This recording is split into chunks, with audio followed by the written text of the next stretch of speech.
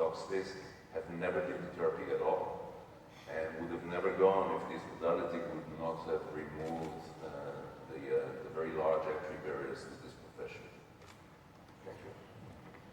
Thank you, Mark. My name is Rob Reiner. I'm a psychologist and the director and founder of Behavioral Associates. We're a technology firm. We provide outpatient CBT, but we've been doing virtual reality for 20 years.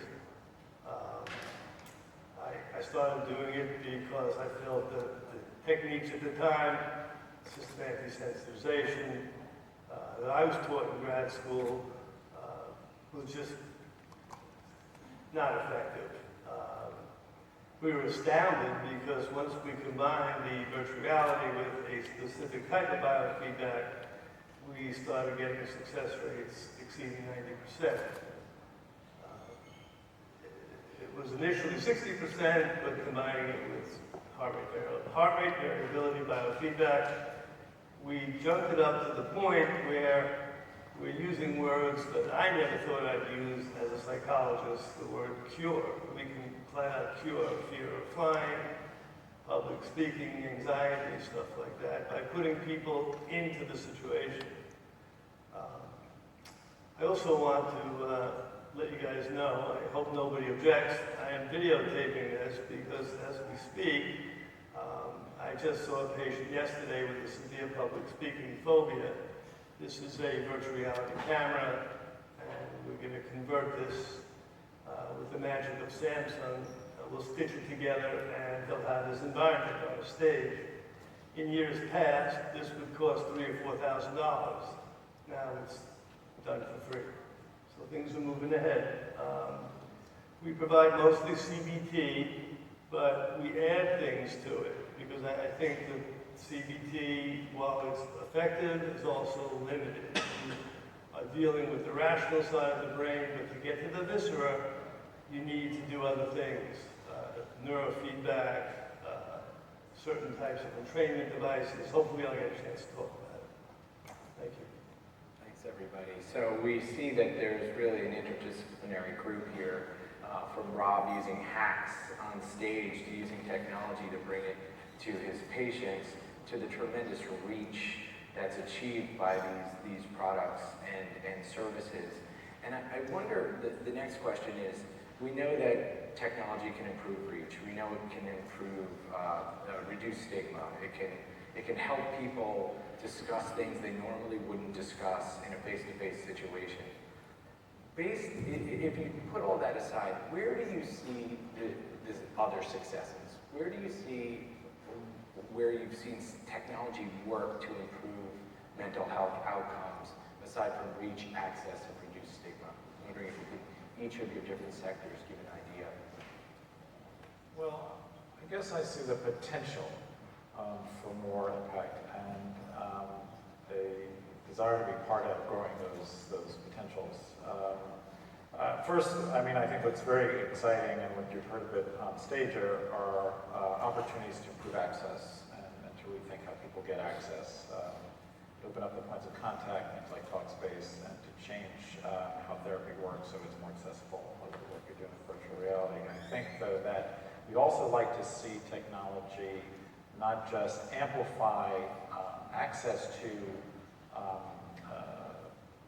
provider-driven solutions, but to also give opportunities for more self-care and emotion opportunities. And those, there are things like that out there, but I think they're really just, it's a nascent area, but I think a real powerful one if we're ever going to meet the burden out there. We're still not going to do it through provider-anchored strategies, however more accessible we can make them. We also have to think of ways that put mental health promoting tools in people's hands at great scale, and I think it's very possible. And there's some examples starting to grow around that, but that's something we're very interested in pushing as a health department. In fact, we're working now with City University of New York in using their student body as a test bed for certain apps that are those sorts of things, and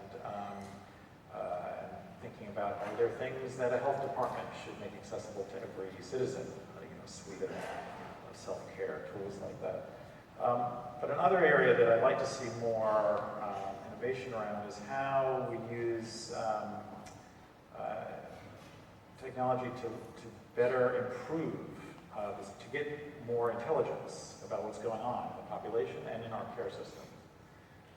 It's good to put care more out there, but how do we know if it's effective? It's good to rethink who's a provider and owner of care, but how do we know what impact it's having? If we're going to target and have community-based strategies, how do I know where to go as a health department?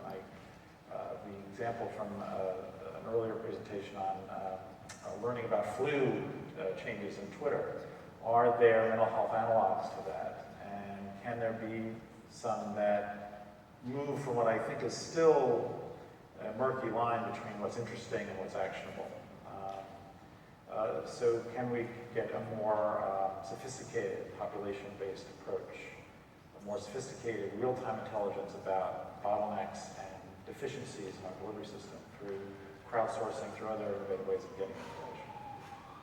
What about, as you all, you deliver services, whether it be virtual or direct, what do you see as some of the components of digital tech that have worked, that have surprised you, that you didn't anticipate possibly? So, technology, any new technology, when it comes in, right, it needs to masquerade itself as addressing only the use cases that people know today, right? So when Airbnb comes in and explains itself, it says, hey, you're used to booking hotels, here's a new way to get a place to stay. It's hopefully easier, cheaper.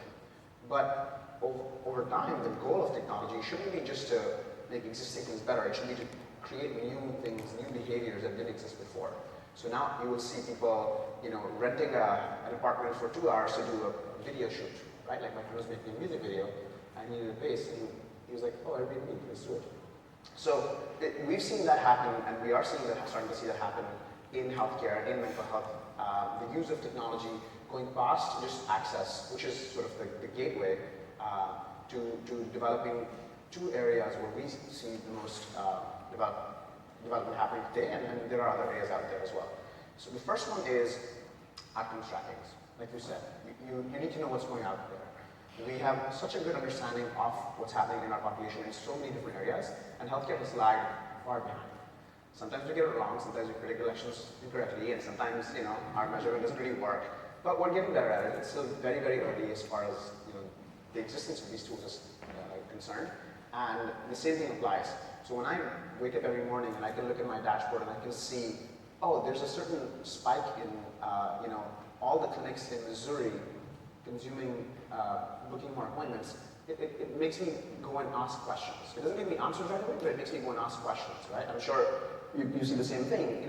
What happened yesterday? Was there an event? Is something going on this week, this month? Did reimbursement change? What happened?